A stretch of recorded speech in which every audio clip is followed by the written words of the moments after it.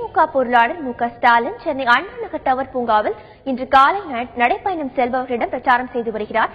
இதுகுறித்து செய்தியாளர் பாஸ்கர் தரும் விவரங்களை கேட்கலாம். பாஸ்கர், ஸ்டாலின் தற்போது எங்கு பிரச்சாரம் மேற்கொண்டு வருகிறார்? அவரின் பிரச்சார திட்டம் குறித்து சொல்லுங்க. டவர் பூங்கா அருகே தற்போது டவர் பூங்காவில் இருக்கக்கூடிய நடைபயணம் மேற்கொண்டு வரக்கூடியவர்களை சந்தித்து திமுக பொருளாளர் மு க ஸ்டாலின் பிரச்சாரம் மேற்கொண்டு வருகிறார். அவருடைய நேரடி காட்சிகள் பார்த்து வருகிறீர்கள். தமிழக சட்டப்பேரவைத் தேர்தலுக்கான பிரச்சாரங்கள் இறுதிக்கட்டத்தை எட்டியிருக்கிறது.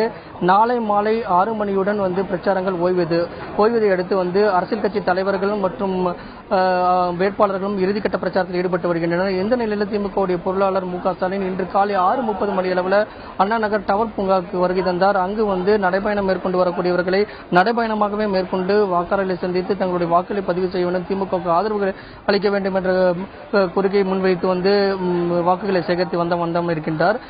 இன்று அவருடைய பிரச்சார பயணம் என்று எடுத்துக்கொண்டால் இதைத் தொடர்ந்து கோடம்பாக்கம் செல்கிறார். அங்கு இருக்கக்கூடிய விளையாட்டு மைதானத்தில் வாக்காளர்களை சந்தித்து விளையாட்டு வீரர்களை சந்தித்து ஆதரவு கேட்க உள்ளார் திமுகவுக்கு. அதைத் தொடர்ந்து 1000 விளக்கு, சேப்பாக்கம், திருவல்லிக்கேணி உள்ளிட்ட சென்னையில் முக்கியமான தொகுதிக்கு சென்று பிரச்சாரங்கள் மேற்கொள்ள உள்ளார்.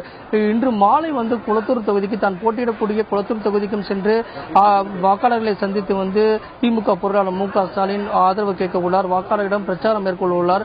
நாளை மாலை 6 மணியுடன் தமிழக சட்டப்பேரவைத் தேர்தலுக்கான பிரச்சாரங்கள் ஓய்வதை அடுத்து அரசியல் கட்சி தலைவர்களும் அதே போல வேட்பாளர்களும் இறுதிக்கட்ட பிரச்சாரத்தில் ஈடுபட்டு வருகின்றனர். இந்த நிலையில் திமுக பொருளாளர் மு க ஸ்டாலின் இன்று 6:30 மணி அளவில் அண்ணா நகர் டவர் பூங்காவுக்கு வருகை தந்து விளையாட்டு வீரர்களையும் பொதுமக்களையும் வாக்காளர்களையும் சந்தித்து வாக்குகளை சேகரித்து வருகிறார்.